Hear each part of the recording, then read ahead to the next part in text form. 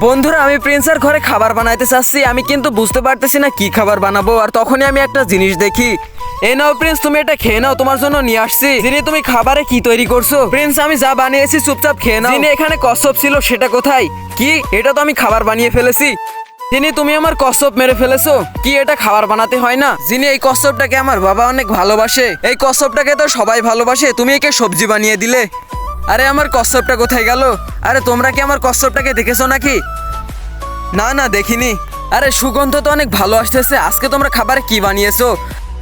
আরে বাবা, তেমন কিছু না, সিম্পল একটা খাবার বানিয়েছি। মনে হয় আমার বৌমা অনেক ভালো খাবার বানিয়েছে। তুমি খাবারটা খেয়ে দেখো। কিন্তু আমার কেমন কেমন জানি লাগতেছে, মনে হইতেছে আমি এমন খাবার প্রথম খাইতেছি। আরে আমার তো মনে হইতেছে এই সবজি থেকে কচ্ছপের গন্ধ আসতেছে। কে? আমি এখনই দেখতেছি। আরে এটা তো আমাদের কচ্ছপই, আমাদের কচ্ছপটাকে মেরে ফেলেছে, আমাদের জানের জিগারটাকে মেরে ফেলেছে।